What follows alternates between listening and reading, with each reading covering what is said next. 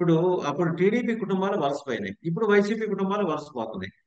దాని తేడా ఏముంది? మీరు అధికారంలో ఉంటే వాళ్ళు, వాళ్ళ అధికారంలో ఉంటే మీరు. ఇప్పుడు ఇదేగా సార్ జరిగేది. అంటే మనం మీ ఇద్దరి మధ్య ఆటలో సామాన్య జనం వెర్రిబావుల మాదిరి మిమ్మల్ని చూస్తుండాలి. మీరు మనం వైసీపీ ఆడుతున్నారు. మనము మీ మీ నేను మామూలుగా మీరంటే నాకు చాలా ఇష్టం. ఎందుకు మీరంటే నాకు చాలా ఇష్టం అంటే ఏదున్నా కూడా పర్ఫెక్ట్ గా మాట్లాడతారు. ఉన్నది ఉన్నట్టు రాతికి టెంకాయ కొడుతారే. మామూలుగా పెద్దవాళ్ళు చెప్తారు, రాతికి టెంకాయ కొట్టినట్టు మాట్లాడినారు రా వీడ అంటారే. ఆ విధంగా మీరు ఉన్నది ఉన్నట్టు ఏ పార్టీకి కొమ్ము కాయకుండా మీలాంటి జర్నలిస్టులతో నాకు పరిచయం ఉండడం కానీ, మీలాంటి జర్నలిస్టులతో డిబేట్ చేయడం కానీ నాకు ఆనందాన్ని ఇస్తుంది. మీరు రియల్ ఉన్నది ఉన్నట్టు మాట్లాడతారు కాబట్టి. అదే నేను కూడా ఉన్నది ఉన్నట్టే మాట్లాడతాను మీతో కూడా. ఇప్పుడు 5 సంవత్సరాలలో వాళ్ళు ప్రతి ఒక్క కుటుంబం మీద దాడి చేశారు. తెలుగుదేశం పార్టీ కుటుంబాల మీద వైసీపీ జెండా కట్టలేదని, వైసీపీకి ఓటు వేయలేదని, వైసీపీకి మద్దతు తెలపలేదని కుటుంబాల మీద దాడి చేస్తే వలస వెళ్ళిపోయారు అక్కడ. ఇక్కడ మీరు గమనించండి, 4 నెలలైంది తెలుగుదేశం ప్రభుత్వం వచ్చి. ఎక్కడైనా కూడా ఒక కుటుంబం మీద తెలుగుదేశం కార్యకర్త పోయి దాడి చేయడము, మీరు తెలుగుదేశానికి ఓటు వేయలేదని దాడి చేయడము ఎక్కడ జరగల. కాకపోతే వాళ్ళు భయపడిపోయినారు. వాళ్ళే భయపడిపోయి మనం ఈ దొంగ పనులు, ఈ పనికిమాలిన పనులన్నీ మనం చేశాం కదా, మన మీద కూడా వీళ్ళు దాడి చేస్తారేమో, మనల్ని ఇబ్బంది పెడతారేమో మానసికంగా, శారీరకంగా, ఆర్థికంగా, కాబట్టి మనం ముందే వెళ్ళిపోదామని పోయినారే కానీ ఎక్కడా కూడా ఈ 4 నెలల కాలంలో వ్యక్తిగత దాడులు ఎక్కడ కూడా మనకు జరిగిన దాఖలాలు లేవు. ఓకే, దాంతో నేను మేము ఏది మీరు కూడా చెప్పిన దాంతో కాసేపు అది నిజమే అనుకో. రెండో ప్రశ్నకు వచ్చేప్పటికి పోలీసులందరూ ఇప్పుడు మహాత్మా గాంధీ ఇలాగ శాంతి మార్గంలోకి వచ్చేసి మారిపోయారు, కంప్లీట్ గా పరివర్తన వచ్చేసింది వాళ్ళలో. అదే పోలీసులు కదా ఇప్పుడు కూడా ఉంది. చాలా మంది సార్, ఇప్పుడు చాలా మంది పోలీసులు ఇంకా మారలేదు. ఉం. వాళ్ళు వైసీపీ ముసుగులోనే అంటే 5 సంవత్సరాలు అలవాటు పడిపోయినారు సార్. ఈ 5 సంవత్సరాలు మనకు, ఇప్పుడు మనం రోజు మార్నింగ్ లేచి వాకింగ్ చేయాలనుకోండి సార్. రోజు వాకింగ్ చేస్తే కరెక్ట్ గా మనం 4 గంటలకు 5 గంటలకు ఒక్క రోజు లేచినామంటే నిద్ర, మరుస రోజు ఖచ్చితంగా 4కు 5 బెల్లు కొట్టినట్టు మనకే మెలకు వచ్చేస్తుంది. మార్నింగ్ లేచి వాకింగ్ చేస్తాం. 4 రోజులు కానీ వాకింగ్ చేయకుండా ఆపేసినామంటే మళ్ళా యథాతథం అయిపోతుంది.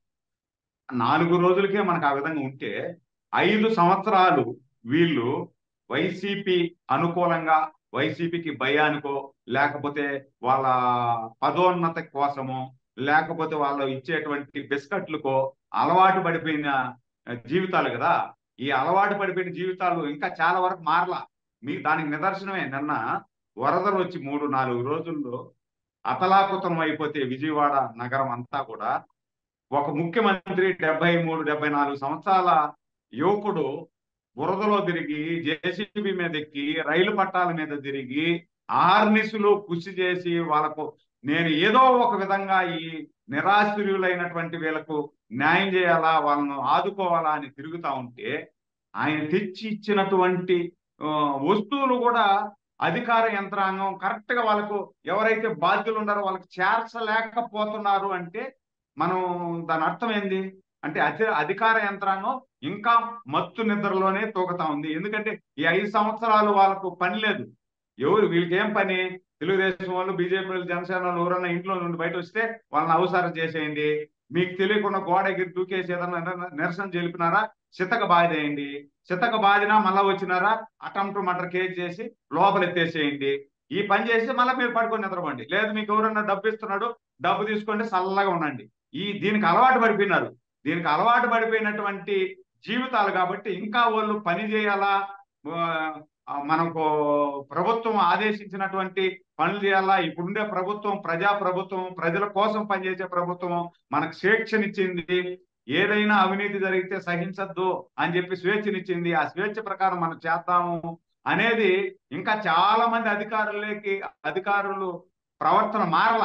దానికి నిదర్శనమే నిన్న చంద్రబాబు నాయుడు గారు క్లియర్ గా చెప్పారు, మీరు మారలేదు, మీరు మారకపోతే నేను ఇంకా కఠినమైన నిర్ణయాలు తీసుకోవాల్సి వస్తుంది అన్న తర్వాత నిన్న మొన్నటువంటి కొంచెం మారుతా వచ్చారు.